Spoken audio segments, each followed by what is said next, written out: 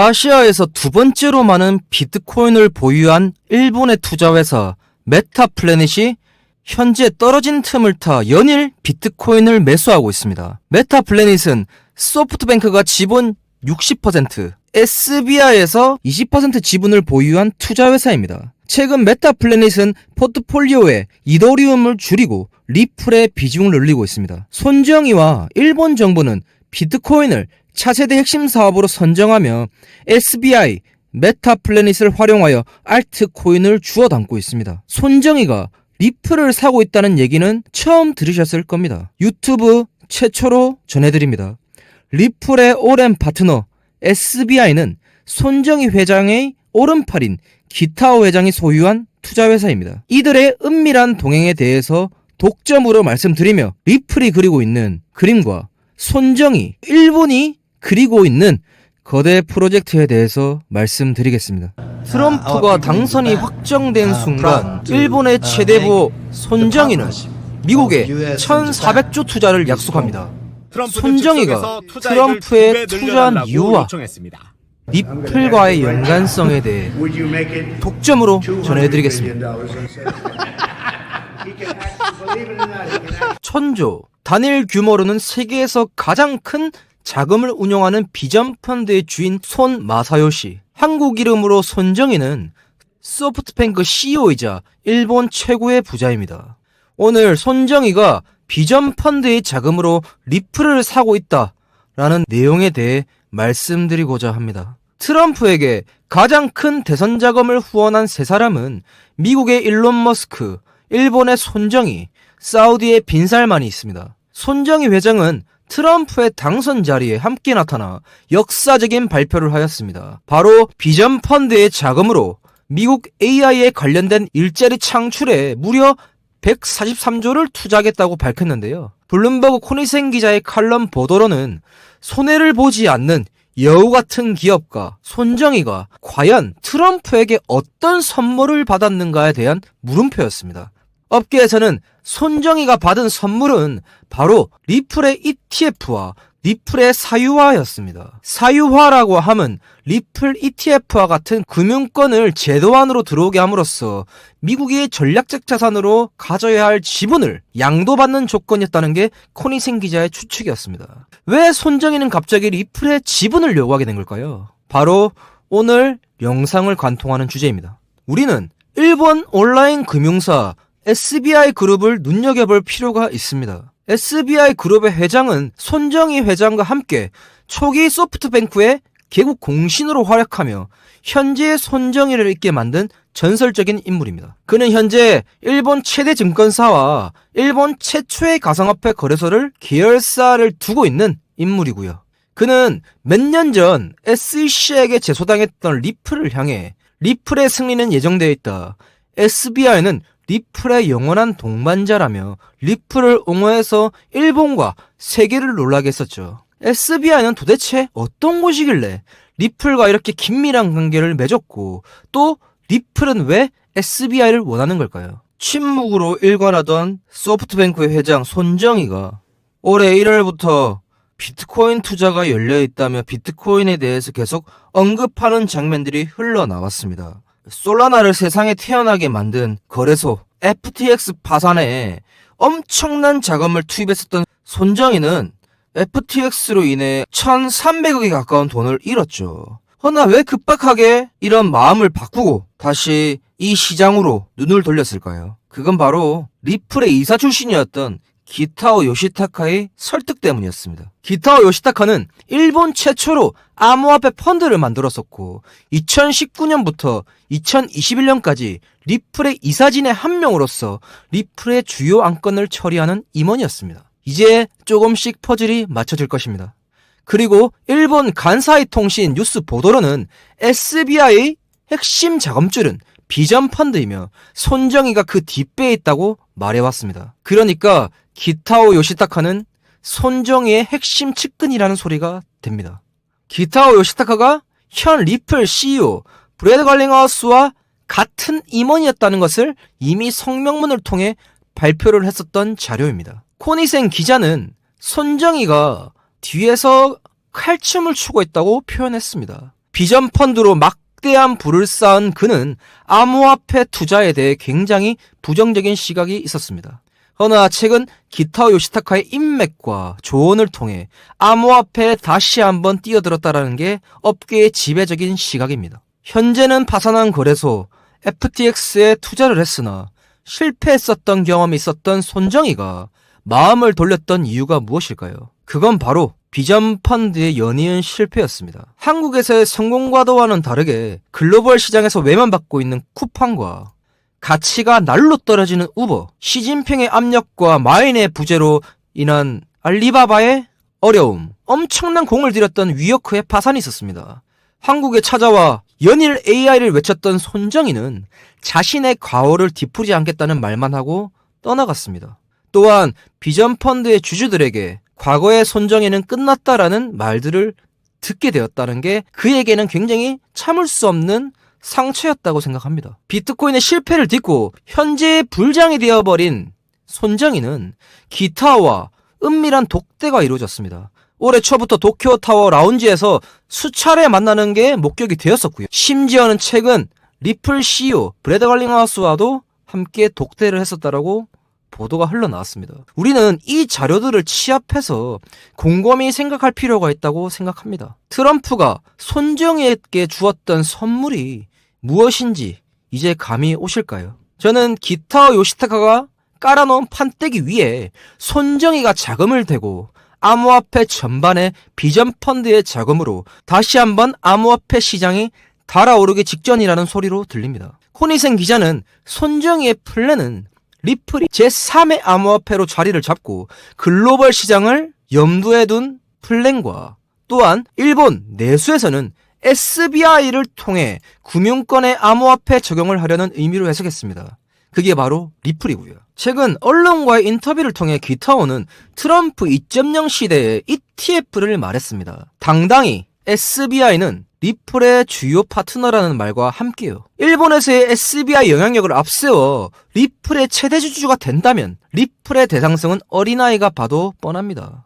국가가 선택한 코인은 블랙록, 그레이스케일 이런 기관들이 매수하는 것과는 차원이 다른 행위입니다. 손정희 회장과 트럼프의 암묵적인 거래로 손정희는 수면 위로 나타나지 않고 오른팔 기타오를 활용하여 춤을 추는 모양새입니다. 비전 펀드의 주요 자금줄인 사우디의 아람코 그리고 빈살만까지 리플과 관련이 되어 있다라는 보도는 계속해서 흘러나오고 있고요. 우리 채널은 대한민국 최대 커뮤니티 코인리스와 연계하여 세계 각지의 인플루언서, 거래소 등 속보 등을 무료로 전달해드리는 커뮤니티를 제공합니다.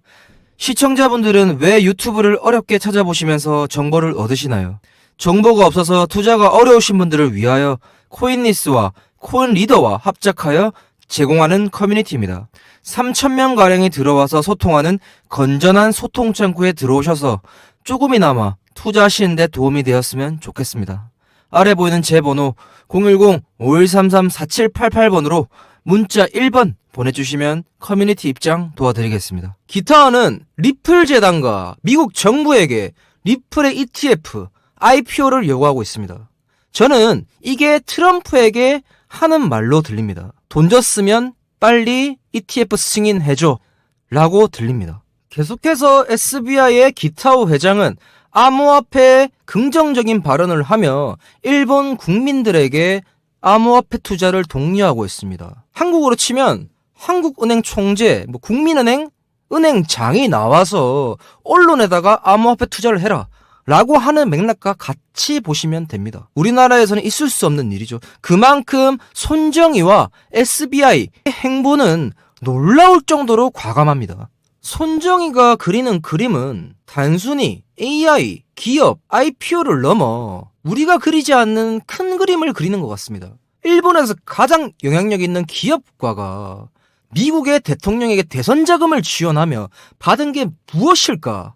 라는 말에 조금 설명이 되었으면 합니다. 결국은 SBI의 리플의 연관성에 대해서 말씀을 드렸고 그 뒤에는 손정희가 그리고 있는 그림이 단순히 코인 투자에 국한되지 않는다는 점을 다시 한번 설명드리고 싶었습니다. 매일경제의 유원 기자가 흥미로운 보도를 냈는데요. 손정희가 투자한 1,400조의 허와 실에는 애초에 대선 자금 공탁 아니었나?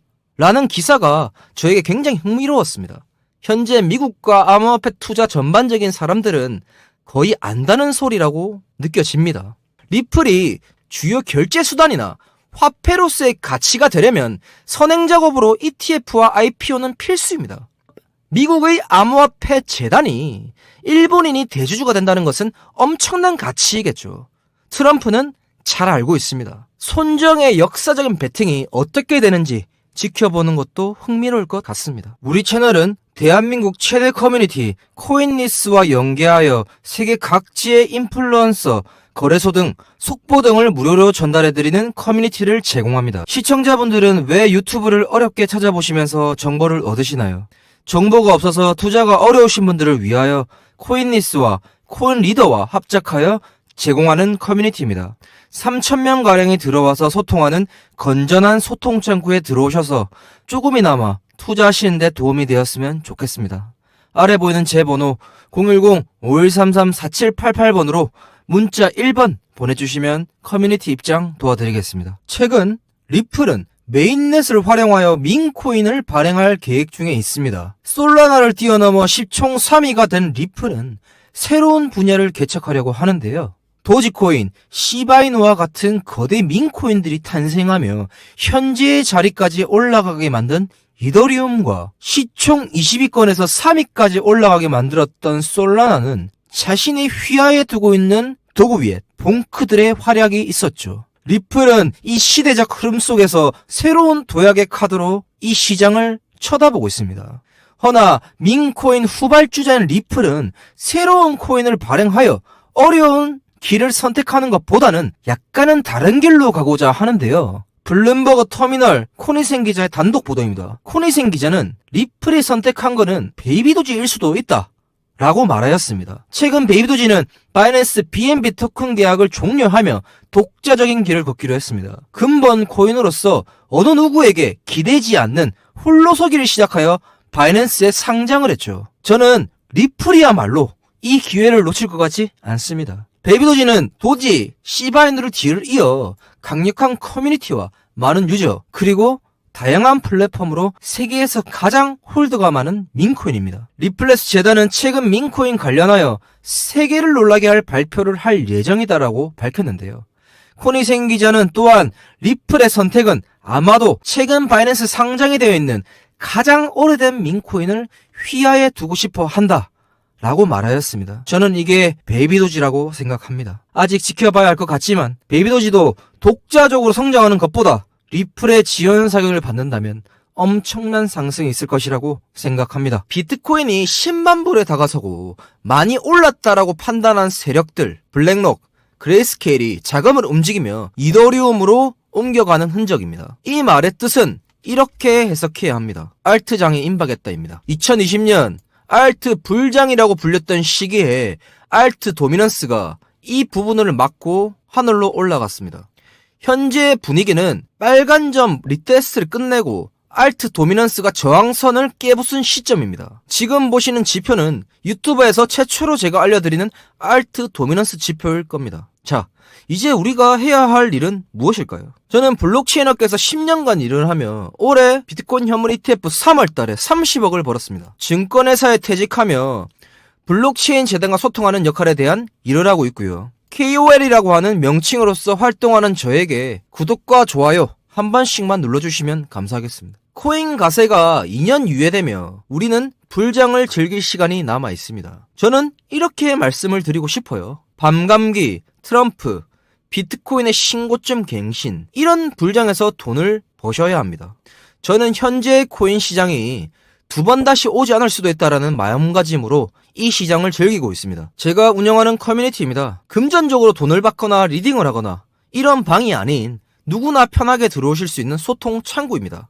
거래소 관계자, 재단 KOL, 블록체인 인플루언서들이 시시각각 변하는 코인 시장에서의 정보를 공유하는 클린한 소통 창구입니다. 코인리스, 구글의 뉴스 검색 같은 거는 한계가 있다고 말씀드리고 싶어요.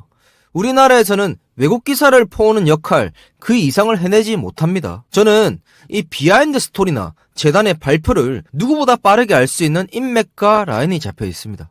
혹시라도 관심이 있으신 분들은 들어오셔가지고 조금이나마 투자하시는데 도움이 되었으면 좋겠습니다. 대한민국 최대 커뮤니티 코인리스와 연계하여 세계 각지의 인플루언서, 거래소 등 속보 등을 무료로 전달해드리는 커뮤니티를 제공합니다. 시청자분들은 왜 유튜브를 어렵게 찾아보시면서 정보를 얻으시나요? 정보가 없어서 투자가 어려우신 분들을 위하여 코인리스와 코인리더와 합작하여 제공하는 커뮤니티입니다. 3,000명가량이 들어와서 소통하는 건전한 소통 창구에 들어오셔서 조금이나마 투자하시는 데 도움이 되었으면 좋겠습니다. 아래 보이는 제 번호 010-5133-4788번으로 문자 1번 보내주시면 커뮤니티 입장 도와드리겠습니다. 우리 리플 역사적인 폭등이 눈앞에 있을지도 모르겠습니다. 리플에 관하여 침묵으로 일관하던 테슬라, 스페이스X CEO 머스크가 입을 열었습니다. 일론 머스크는 리플레저가 미래의 금융기관과 통합이 될 것으로 보이냐는 질문에 암호화폐의 탈중앙화 시스템에 노력하는 리플 재단의 미래는 밝다라며 답하였습니다. 또한 머스크는 리플의 지지 의사는 아니다 라고 애매한 답변을 내놓았는데요. 블룸버그 코니센 기자는 머스크의 조심스러운 대답은 긍정적인 신호라고 말하였습니다. 리플의 CEO 브래드 걸링하우스와 SEC와의 법적 다툼에서 공개적으로 지지 의사를 표명한 적 있는 일론 머스크는 트럼프가 신설한 도지 사업부의 임원으로 갈링하우스를 추천하였습니다. 동시에 미 SEC 증권거래위원회에 대하여 X를 통해 쓸모없는 기관이라 지칭하며 리플에게 힘을 실어줬습니다. 트럼프에게 후원 자금으로 어마무시한 자금을 대준 일론 머스크와 리플 재단의 속내는 무엇일까요? 그들의 속마음을 읽을 필요가 있다라고 저는 생각합니다. 시장이 비트코인의 하락으로 엄청나게 알트들이 빠지고 있습니다. 그런데 긍정적인 요인을 좀 말씀드리려고 하면 현재 모든 자산 운용사들, 기관들이죠. 비트코인 현물 ETF에서 유출이 일어나고 있습니다. 이게 지금 떨어져서 얘네들이 자금을 빼느냐? 절대 그 말이 아닙니다. 비트코인 현물 ETF에서 이더리움 현물 ETF로 넘어가는 거예요. 왜냐면 비트코인이 10만 달러를 넘어서고 가격이 많이 올랐다라고 하는 기관들과 투자자들이 이더리움 현물 ETF로 올라가면서 이더리움의 펌핑을 기다리고 있는 겁니다. 그게 바로 1월 20일 트럼프의 취임식 이후에 일어난다는 말이고요. 이더리움이 오르게 된다면 어떤 코인이 오를까요? 바로 알트들이 오른다는 소리예요.